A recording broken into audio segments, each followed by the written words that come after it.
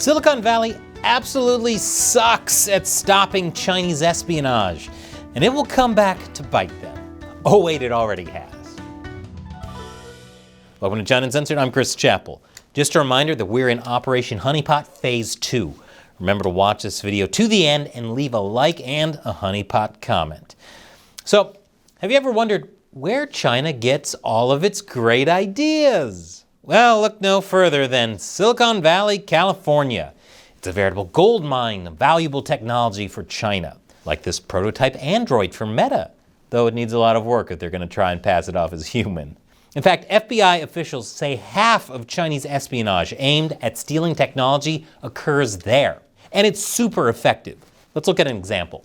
Earlier this month, the Department of Justice announced that an ex-Google engineer is facing new charges over theft of AI secrets for Chinese companies, including 7 counts of economic espionage and 7 counts of theft of trade secrets. I say new charges because these are on top of the charges from last March.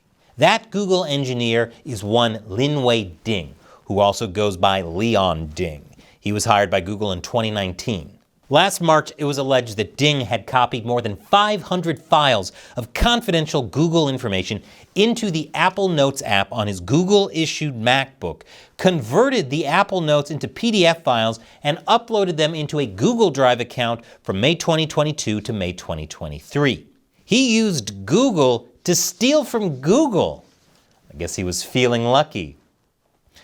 Further, last year's indictment said he failed to disclose his connections to 2 China-based companies, one of which he founded. Nor did Ding disclose the fact that he booked a one-way ticket from San Francisco to Beijing. It was only after Google detected Ding uploading more files from a Google network to another Google Drive account from China that they began to suspect something was up. So they began to look into it. Upon review of surveillance footage, Google discovered something weird happening.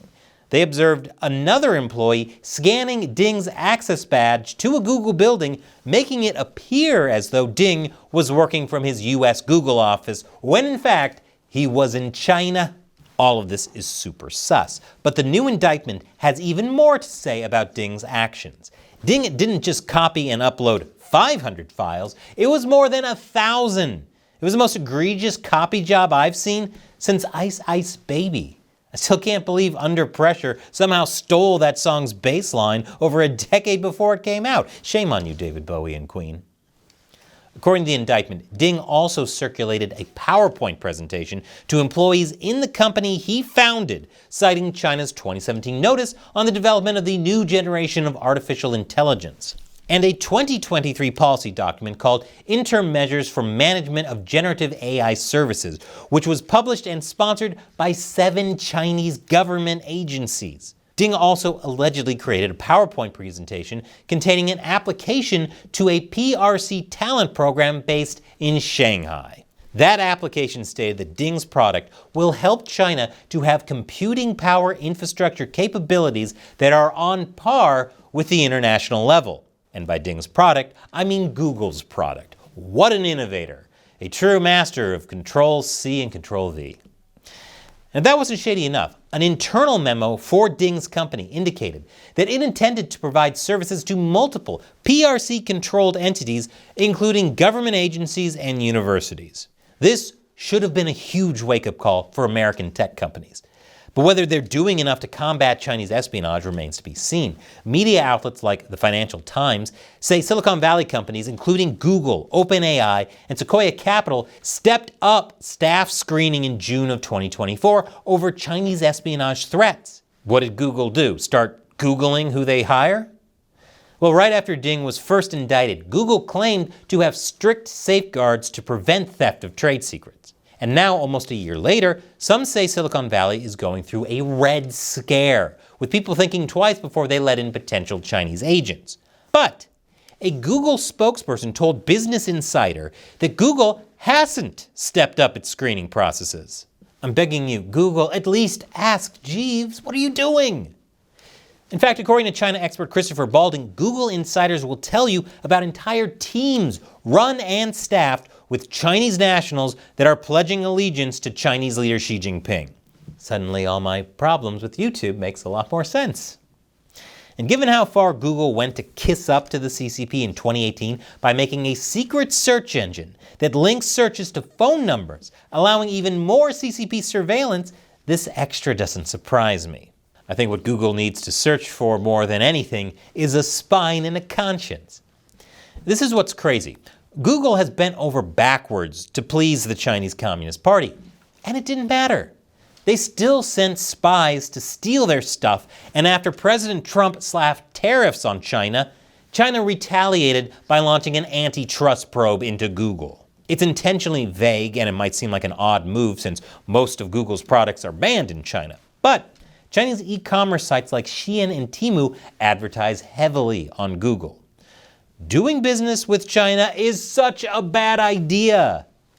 Of course, Google isn't alone. Silicon Valley still employs thousands of Chinese workers, but it's impossible to know how many. Now, I'm not pointing all this out to encourage racism or paranoia. Case in point, the dude who wrote this script is Asian, and so is Shelley. And they're not secret CCP agents, I think. But we can't deny that China does, in fact, send Chinese people like Ding to do its bidding in American tech companies. Apple definitely knows that from experience. I guess Apple employees aren't geniuses after all. And yet it seems that big tech is adamant about keeping Chinese staff employed. Who knows how many are working for China right under people's noses? And these people can do more than just steal technology and know-how. They can also manipulate the algorithms that control what users see or don't see. YouTube is one such example. We've discovered it's been pushing pro-CCP content big time and hiding anti-CCP content like China Uncensored, though this could be a case of Google not being able to search for a spine or a conscience. But it makes me wonder how much influence Chinese employees have on YouTube's algorithms. For all we know, Chinese employees working in American big tech could be a major reason why CCP critics like China Uncensored get screwed over. Because why limit yourself to censoring the billion people in your own country when you can go out and try to censor the whole world? Before launching Operation Honeypot, I discovered that many of you didn't see China Uncensored content on your recommended video feeds. And if you don't know what Operation Honeypot is, it's probably because you didn't see the video in your recommended video feed. YouTube would have us believe that it's simply because we weren't engaging enough, but we've proven them wrong. And it's not just us. The Network Contagion Research Institute at Rutgers University also noticed something about YouTube was sus, especially when it came to certain topics like the Uyghurs and Xinjiang, or as China calls it, the what and where? That's why I need you, my 50-cent army, to stop soft censorship from YouTube. Your consistent effort is turning the tide. So thank you, LEMG, for watching until the end and even watching commercials. That's dedication. Sword of Aegis, thank you for looking for me in your recommendations. Rachel Shanefield, good to know that even my older videos are finally showing up. Isaac, good to know that YouTube is finally giving you notifications again. Glenn Lewis, China Uncensored should always be #1 in your heart. And finally, Plot Hole Detective, thank you for using your detective skills to find China Uncensored episodes that YouTube wasn't showing you. There are still a lot of people out there, like Plot Hole Detective, who are not seeing China Uncensored in their recommendations. So Operation Honeypot still has work to do. Remember to click on China Uncensored videos in your recommended feed. Watch my videos until the end and leave a like and a Honeypot comment. Thank you for proving to YouTube people are engaged and not just bots, like this unconvincing android from Meta. And as you can imagine, this has been a huge financial loss for our show. If you can support us, please join our premium website at ChinaUncensored.tv. We do exclusive episodes and live streams there too. If it wasn't for our website subscribers, we wouldn't have been able to get through the past few months. So thank you to all of our subscribers. If you can't subscribe right now, thank you for supporting Operation Honeypot. I'm Chris Chappell, 50 Cent Army. Let the honey flow.